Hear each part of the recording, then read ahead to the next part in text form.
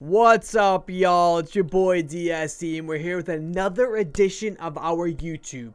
Today, I am going to be diving into a take that I've been perfecting for some time now. And the take is, there is no more loyalty in sports. All around, and I'm going to go through the whole thing, and it's primarily in the NBA, but it really goes for every single sport. So make sure you subscribe, make sure you like, because this is going to be my favorite video I've ever done, no question. I'm really proud of it. So make sure you guys stay tuned for the video, because it's one you don't want to miss.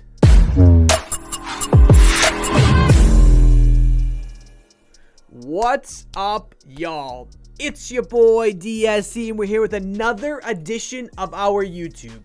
So like I said before, this is going to be my favorite video I've ever made because I truly believe in it, and I think it's actually right.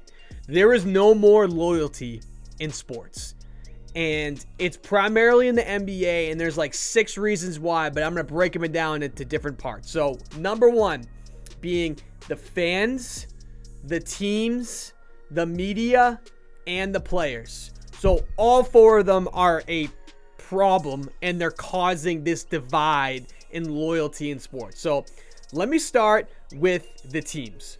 So the teams in general have always been extremely cutthroat. Even back in didn't mean to do that. Even back in the day, with, you know, the Magic Johnson days and all that, they were pretty cutthroat. I know that there wasn't as many trades, superstar trades, but they still made tough decisions that weren't popular, and people get upset about it. It's different now because a lot more trades happen for player, but it's really been there, and I'm gonna kind of go into what made it change. So first, I'm gonna go into how the teams, like, just in the recent history, I have like 5 things written down that really kind of made a difference in my mind to show that the teams just don't care about their players. All they care about is wins, rings, money, fans, all that. So it's a business, I get that. Let's start by saying that it's a business, I get that, but like, it's still people we're talking about. So, you know, the Isaiah Thomas situation in Boston, obviously he was injured that entire playoff run, you know, lost his sister, put on like prolific numbers, and arguably ruined his career. There's a new report saying that he's feeling a lot better and doing a lot better, but he still will never be that player. And if he is, it's like a long shot. So, and then the Celtics traded him, just kind of tossed him aside, upgrading Kyrie Irving, which is the team's job to do that, to make, you know, the team better. This type of stuff has always been there, and I can go back in plenty of options. So DeMar DeRozan situation in the Raptors.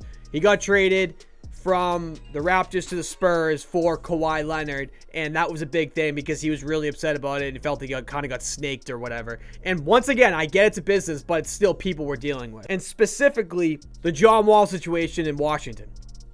GM says that there was no trades at all out there for John Wall. He didn't look into anything. And then all of a sudden, you know, John Wall gets upset about it.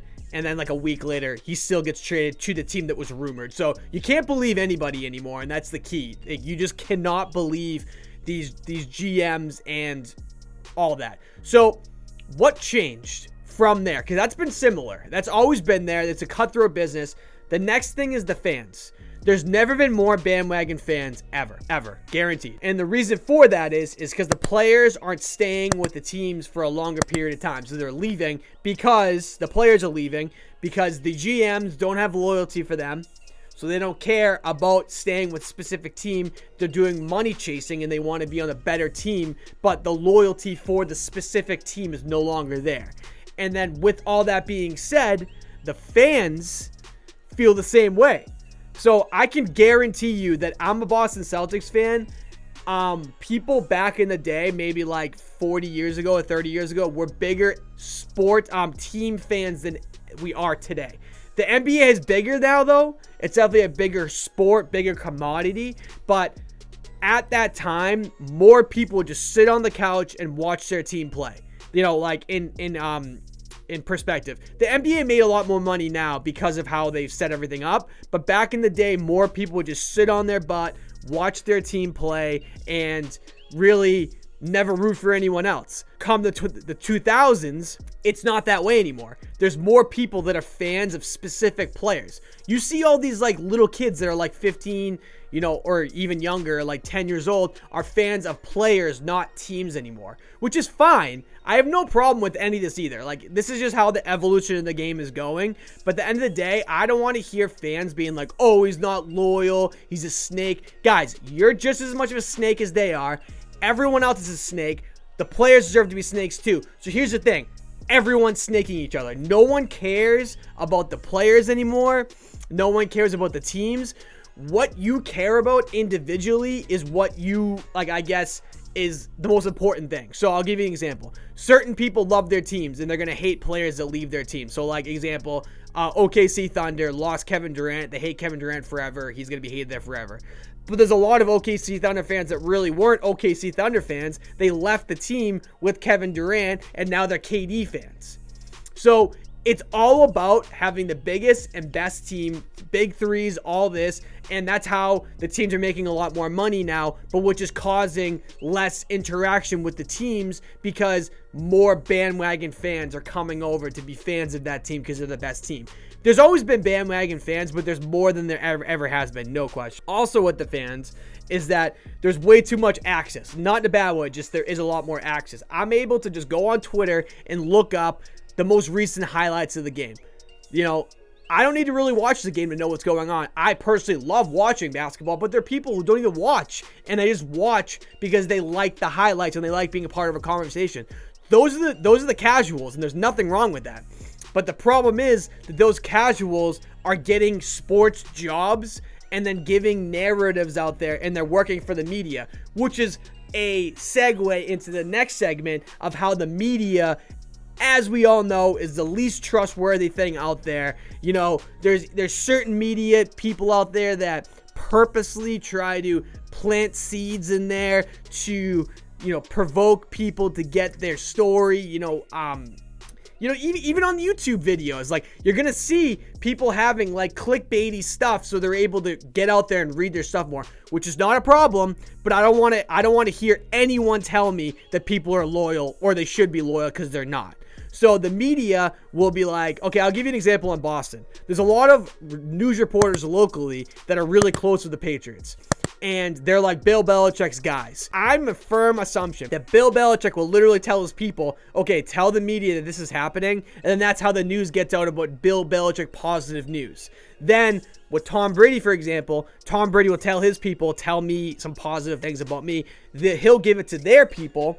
And then that will cause the counter effect. It's happening with the Giannis situation right now. No one knows what Giannis is going to do. If he's going to leave, he's going to say, nobody knows. The Miami Heat people will tell you, I know he's coming to Miami. You don't know anything. The Bucks people say, oh, he's going to come back. You don't know anything either. The only person that knows is Giannis. And at the end of the day, he's doing a great job not really blabbing anything because he probably doesn't know what he wants to do, which is a shocker because at the end of the day, the loyalty is not there.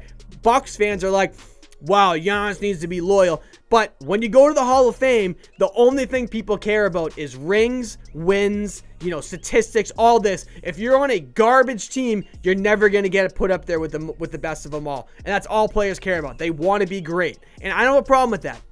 I don't. I actually think that it's unfair for you to look at a player and say, you shouldn't do this for me. It's their career. They want to do, they want to be great for themselves. And I've seen it happen a million times. Charles Barkley, I know he wasn't loyal, but let me just use him as an example. He went to a bunch of different teams. He never won a championship. And that's get used against him all the time in any conversation anyone says. He only has this many rings.